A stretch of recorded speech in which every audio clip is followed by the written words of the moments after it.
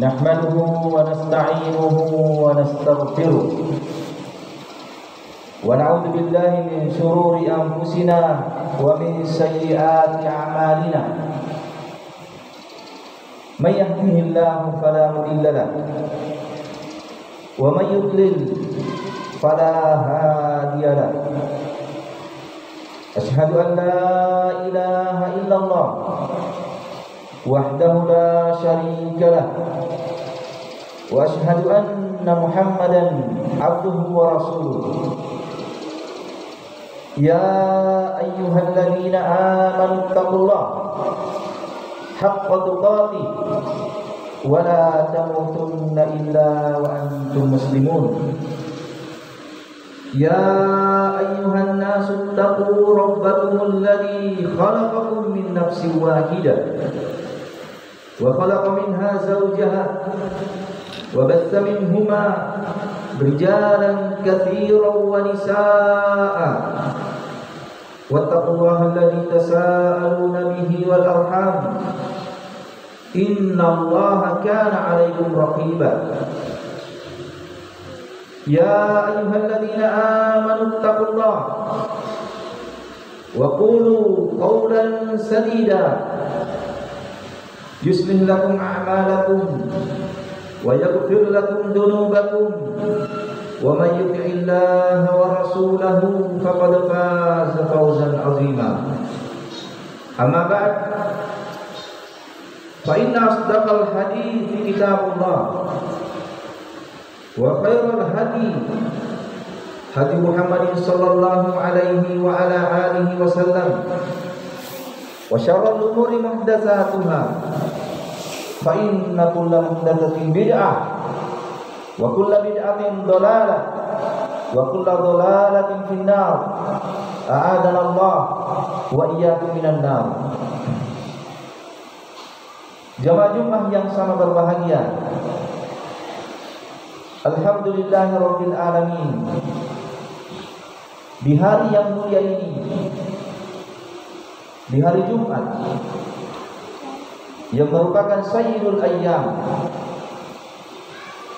bertepatan di bulan yang sangat mulia, bulan Ramadan, bulan yang Allah Subhanahu wa taala pilih untuk Allah menurunkan kitab yang termulia, yakni Al-Quran. Dengan rahmat dan kasih sayang Allah Subhanahu wa ta'ala, kita bisa datang di tempat yang mulia ini, di salah satu rumah dari rumah-rumah Allah Subhanahu wa ta'ala, untuk melaksanakan sebuah ibadah yang sangat mulia, salat Jumat secara berjamaah. Hari yang Allah Subhanahu wa ta'ala pilih untuk kaum muslimin, pengikut Rasulullah sallallahu alaihi wasallam. Kemuliaan di atas kemuliaan keberadaan kita di hari ini, sehingga kewajiban bagi kita semua untuk senantiasa banyak memuji dan bersyukur kepada Allah Subhanahu wa ta'ala. Bersamaan dengan itu pula, di hari ini kita melaksanakan ibadah yang sangat agung, ibadah yang sangat mulia, yang merupakan salah satu rukun dari rukun Islam, yakni ibadah puasa. Kita berharap kepada Allah Subhanahu wa ta'ala, mudah-mudahan semua perkara yang kita lakukan itu bernilai ibadah di sisinya. Jemaah Jumat yang sama berbahagia, di kesempatan yang mulia ini ingin saya sampaikan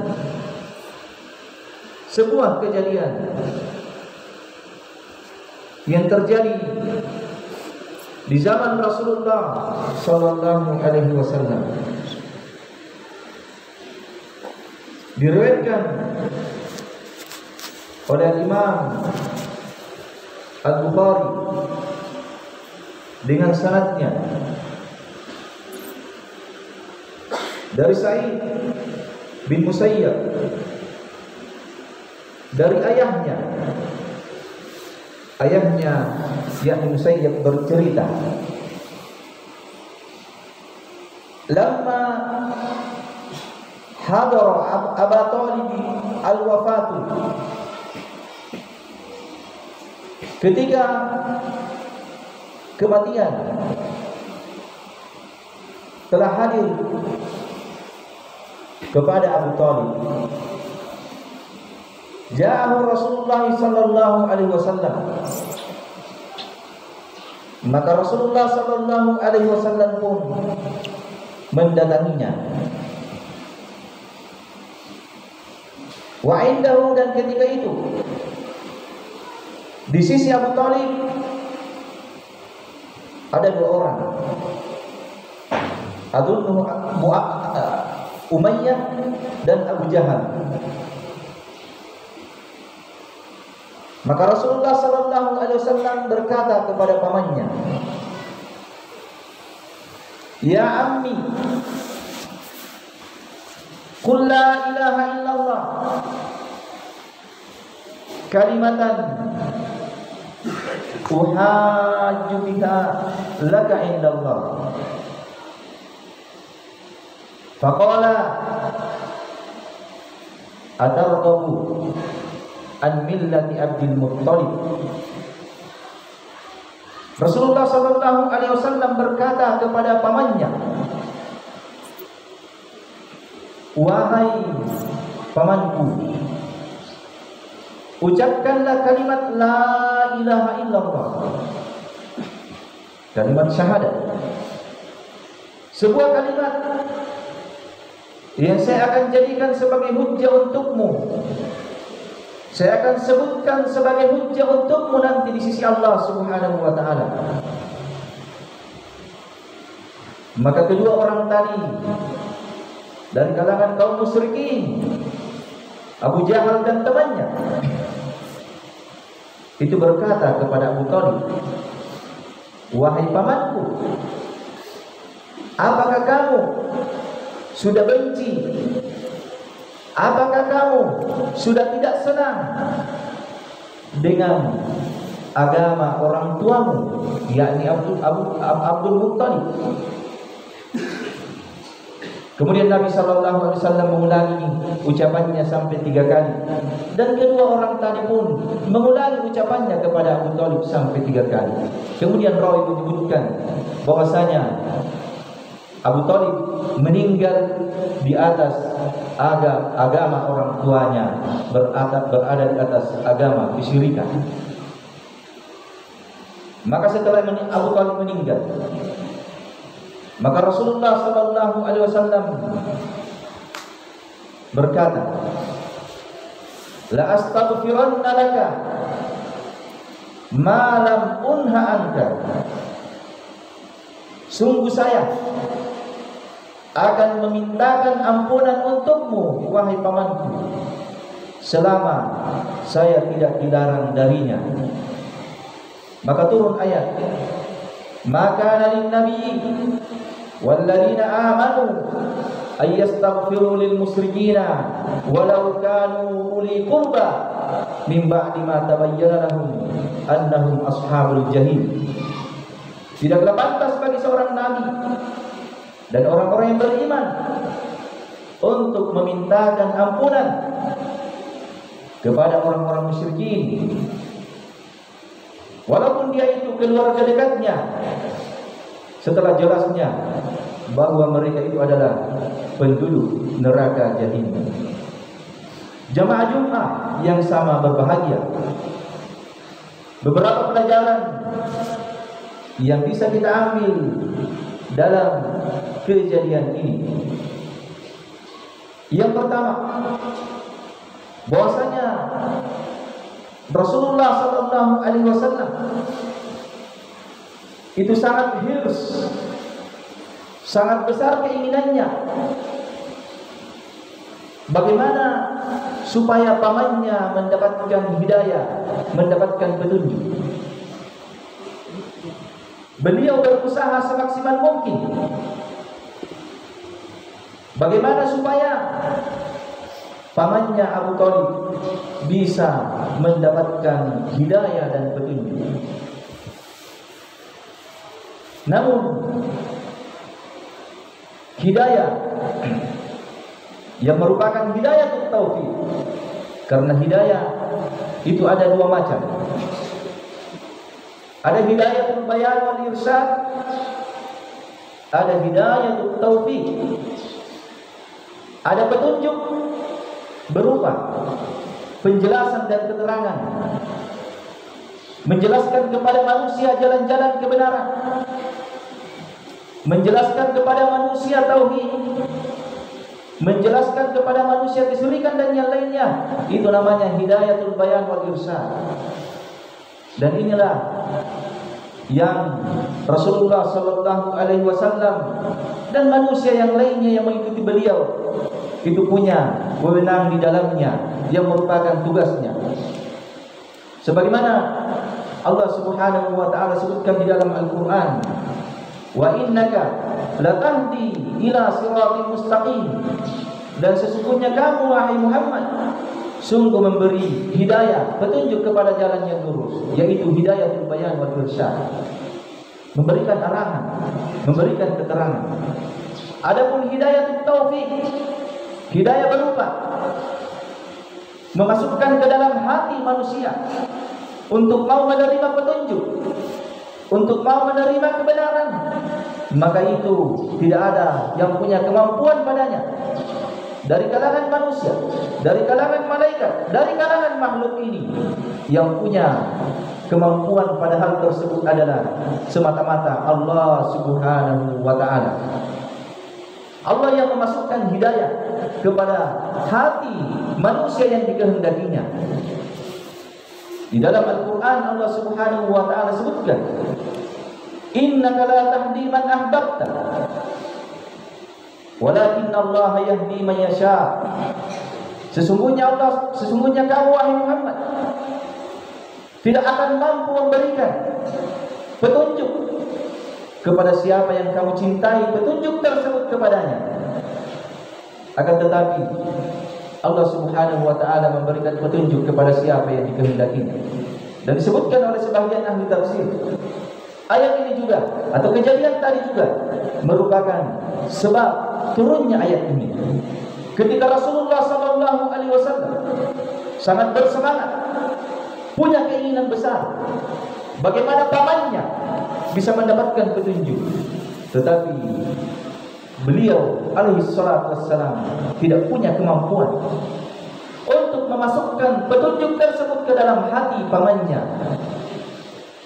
Dan itu adalah hak Allah Subhanahu wa ta'ala.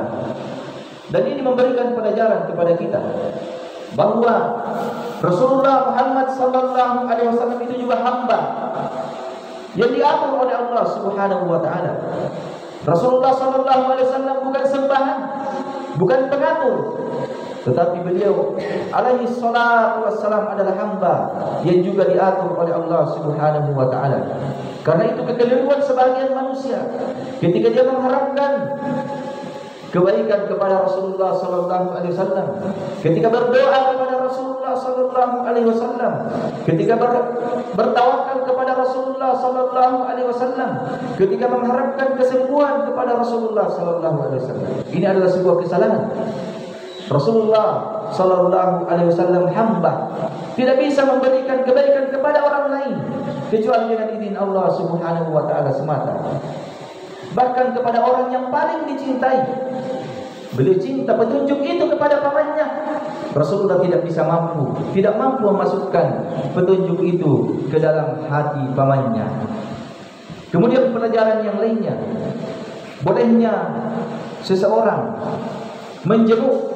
mendatangi orang kafir, orang musyrik ketika sakit, dalam rangka menyampaikan dakwah kepadanya, dalam rangka menyampaikan dakwah kepadanya. Dan ini juga yang pernah terjadi kepada seorang pemuda Yahudi yang sering membantu Rasulullah sallallahu alaihi wasallam. Ketika dia sakit dalam sakratul maut, maka Rasulullah sallallahu alaihi wasallam pun mendatanginya, kemudian berkata kepadanya, "Qul la ilaha illallah. Katakan la ilaha illallah. Maka pemuda tadi menghadap, melihat kepada orang tuanya. Maka orang tuanya pun berkata kepada anaknya, "Ati Abul Qasim, taatilah Abul Qasim," yakni Rasulullah Muhammad sallallahu alaihi wasallam. Maka pemuda yang merupakan seorang Yahudi tersebut pun mengucapkan la ilaha illallah.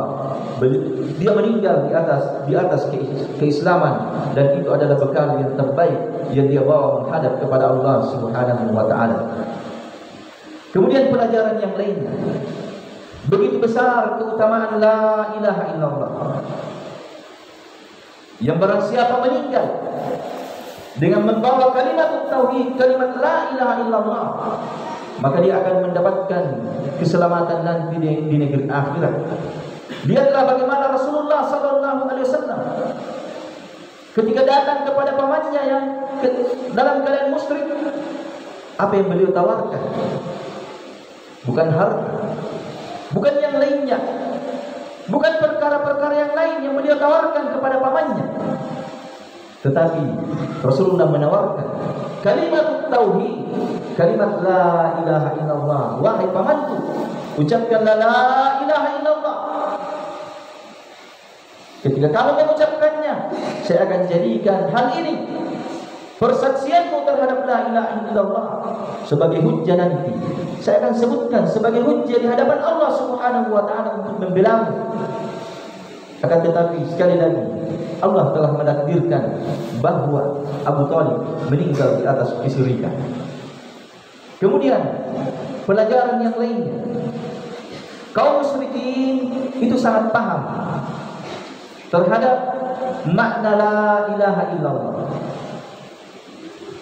Mereka paham bahwa ketika seseorang bersaksi la ilaha illallah, maka dia harus meninggalkan semua apa yang diibadahi dari selain Allah Subhanahu wa taala. Lihatlah ketika Rasulullah berkata kepada pamannya, "Wahai pamanku, katakan la ilaha illallah." Maka kedua orang musyrik tadi, Abu Jahal dan temannya, berkata kepada Abu Thalib, "Atarghabu an millati Abdul Muttalib?"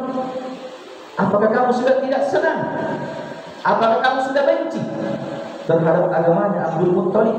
Karena mereka paham, ketika Abu Thalib mengucapkan la ilaha illallah, maka itu secara pasti dia harus meninggalkan agama nenek moyangnya.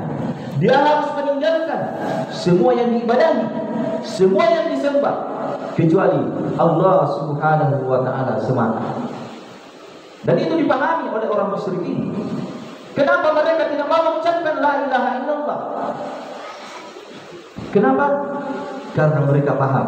Mereka tahu, kalau saya mengucapkan la ilaha illallah, maka saya akan meninggalkan semua yang diibadahi, semua yang dibesarkan, semua yang dikeramatkan, peribadatan hanya kepada Allah Subhanahu wa taala semata. Dan ini berbeda dengan keadaan sebagian kaum muslimin di hari-hari ini. Keadaan sebagian orang-orang yang mengucapkan la ilaha illallah, bahkan kadang dia ucapkan la ilaha illallah berulang kali, dalam sehari 100 kali, bahkan dalam sehari 1000 kali. Tetapi setelah dia mengucapkan la ilaha illallah, dia juga masih berdoa kepada kuburan. Dia juga masih mempersembahkan persembahan kepada penghuni lautan. Dia juga masih beribadah kepada patung-patung. Dia juga masih berkurban, bernadar kepada penghuni pohon dan yang selainnya. Kenapa hal itu terjadi? Karena sebagian kaum muslimin tidak memahami hakikat dari kalimat la ilaha illallah. Dia tidak paham bahwa ketika kita sudah mengucapkan la ilaha illallah, kita harus meninggalkan semua hal tersebut. Tidak ada lagi persembahan kepada lautan, penghuni lautan. Tidak ada lagi persembahan kepada penghuni kuburan. Tidak ada lagi nadar dan yang selainnya. Tidak ada lagi doa dan yang selainnya, kecuali hanya kepada Allah Subhanahu wa taala semata. Kemudian pelajaran yang lainnya, bagaimana besarnya dan kuatnya tertanam di dalam hati orang-orang musyrikin pengikutannya kepada agama orang tuanya. Dan ini hal yang sangat penting. Ini di antara sebab. Ini perkara yang termasuk perkara yang terbesar. Orang-orang musyrikin di zaman Rasulullah sallallahu alaihi wasallam itu tidak mau mengikuti Rasulullah sallallahu alaihi wasallam. Perkara meninggalkan kebiasaan orang tua. Lihat apa yang disebutkan oleh Abu Jahal kepada Abu Thalib. Ketika Rasulullah sallallahu alaihi wasallam menawarkan keislaman, wahai Abu Thalib, kalau kamu terima la ilaha illallah, kamu meninggalkan agama nenek moyang. Dan itu yang terjadi di hari-hari ini. Hanya bedanya, kalau di zaman Rasulullah sallallahu alaihi wasallam, kaum musyrikin terang-terangan tidak mau mengucapkan la ilaha illallah. Kaum musyrikin terang-terangan ketika diajak kepada Islam, mereka menolak. Ketika diajak kepada mengikuti Al-Quran, mereka menolak. Wa idza qila lahum ittabi'u ma anzalallah qalu bal nattabi'u ma alfaina 'alaihi aba'ana. Apabila dikatakan kepada mereka, ikutilah apa yang Allah Subhanahu wa taala turunkan, mereka berkata, bahkan kami mengikuti apa yang kami dapati orang-orang tua kami berada di atasnya.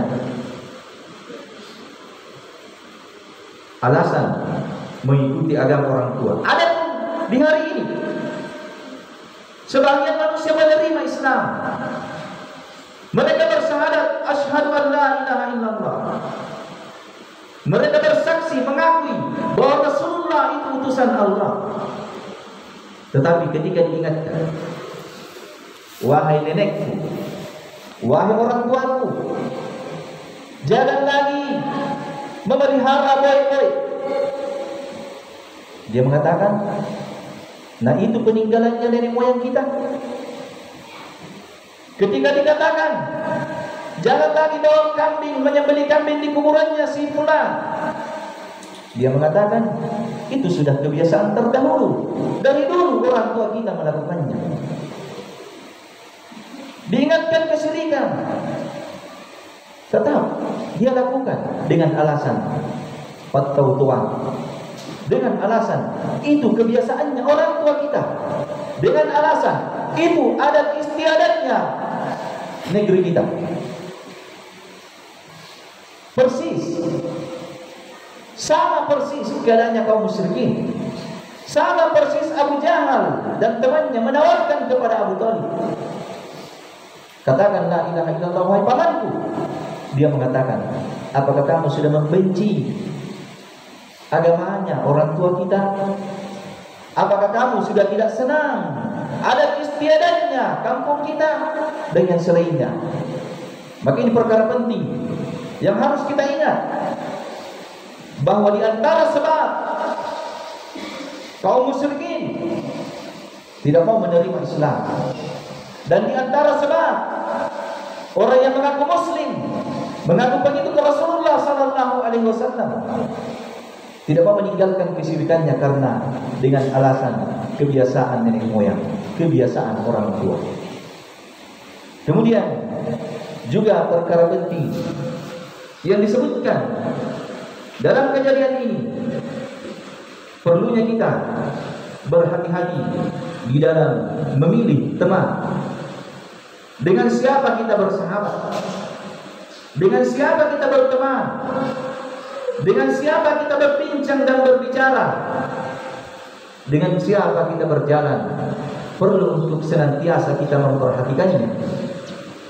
Lihatlah Abu Thalib, Rasulullah sallallahu alaihi wasallam, orang yang sangat dicintainya, menawarkan keislaman kepadanya.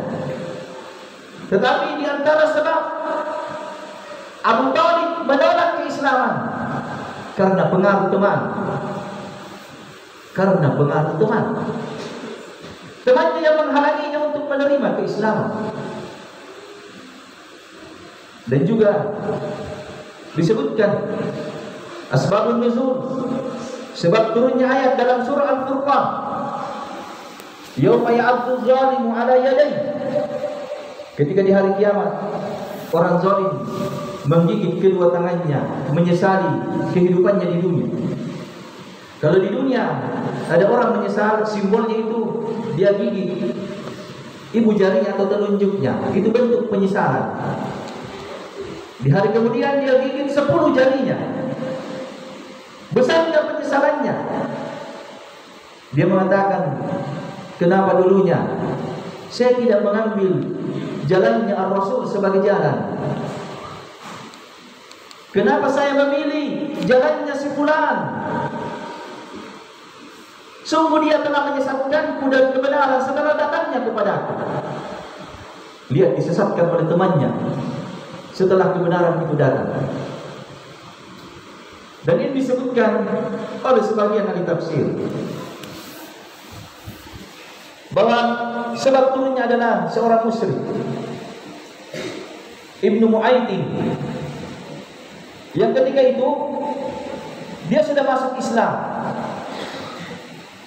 sudah bersyahadat,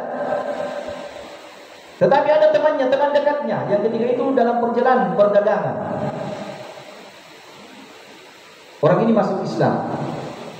Kemudian ketika teman dekatnya ini, sahabatnya datang dari berdagang, dia pun berkata, mendengar bahwa temannya sudah masuk Islam, maka dia mendatanginya dan berkata kepada temannya, saya mendengar kamu sudah masuk Islam, maka mulai hari ini saya haramkan pembicaraanku dengan dirimu. Saya tidak mau lagi berbicara denganmu. Saya tidak lagi mau duduk bersamamu dengan semangat dengan itu. Pokoknya kita berpisah sampai kamu datangi Muhammad Sallallahu Alaihi Wasallam dan kamu ludahi mukanya. Maka orang ini karena pengaruh teman sudah berat berpisah dengan teman lamanya, dengan sahabatnya yang senantiasa dia temani berbicara. Maka dia pun datangi Rasulullah Sallallahu Alaihi Wasallam dan meludah ke muka Rasulullah Sallallahu Alaihi Wasallam. Tetapi Allah Maha Kuasa, ludahnya kembali ke mukanya, dan disebutkan di dalam riwayat berbekas di mukanya seakan mukanya itu terbakar sampai dia meninggal. Maka lihatlah jamaah sekalian, bagaimana seseorang yang sudah berada di atas kebenaran itu kembali kepada kesesatan disebabkan karena temannya. Bagaimana orang yang kebenaran itu sudah berada di hadapannya, dia tolak disebabkan karena temannya. Karena itu saya wasiatkan diri saya dan kepada seluruh jamaah, hati-hati di dalam memilih teman. Rasulullah Sallallahu Alaihi Wasallam mengingatkan kita, almar'u ala dini khalili. Seseorang itu di atas agama sahabat dekatnya. Falyandur, maka hendaknya dia melihat mayyukhalil, siapa yang dia jadikan teman. Dan Rasulullah Sallallahu Alaihi Wasallam juga memberikan gambaran-gambaran dalam riwayat-riwayat bagaimana besarnya pengaruh teman di dalam kehidupan. Karena sekali lagi saya wasiatkan diri saya dan kepada seluruh jamaah, termasuk anak-anak kami yang berada di pondok ini, lihatlah dengan siapa kita berteman. Lihatlah dengan siapa kita duduk. Lihat dengan siapa kita bersahabat. Perhatikan, apakah sahabat saya ini bisa mengantar saya kepada kebaikan? Apakah sahabat saya ini bisa mengantar saya kepada petunjuk? Apakah teman saya ini bisa semakin menambah semangat saya di dalam belajar dan menghafal Al-Quran? Kalau tidak, tinggalkan. Walaupun dia biasa mendatangkan harta untuk kita, walaupun dia biasa memberikan makanan kepada kita, tinggalkan. Bukan teman yang seperti itu yang harus kita temani. Bukan orang yang seperti itu yang harus kita bersahabat dengannya. Tapi lihat, untuk perkara akhirat, apakah orang ini bisa mendatangkan kebaikan akhirat untuk kami? Kalau iya, maka saya akan bersahabat dengannya. Tetapi kalau tidak, harusnya ditinggalkan dan cari teman-teman yang bisa mendatangkan kebaikan untuk kita. Karena sekali lagi, teman itu sangat besar pengaruhnya di dalam kehidupan. Bagaimana syariat mengajarkan seorang laki-laki di dalam memilih istri harus memperhatikan agamanya. Kenapa? Karena dia yang akan kita temani, dan teman itu punya pengaruh di dalam kehidupan. Dan sekali lagi jemaah Jumat yang sangat berbahagia, kisah-kisah yang terdahulu. Bagaimana seorang yang dulunya di atas manhaj, di atas jalan yang benar, itu melenceng, keluar dari jalan disebabkan karena temannya. Karena itu sekali lagi jemaah Jumat yang sangat berbahagia, perhatikan dengan siapa kita berteman, dengan siapa kita bersahabat. Barakallahu li wa lakum fil Qur'anil azim wa nafa'ni wa iyyakum bima fihi minal ayati wa dzikril hakim. Aqulu qawli hadza wa astaghfiruh innahu huwal ghafurur rahim.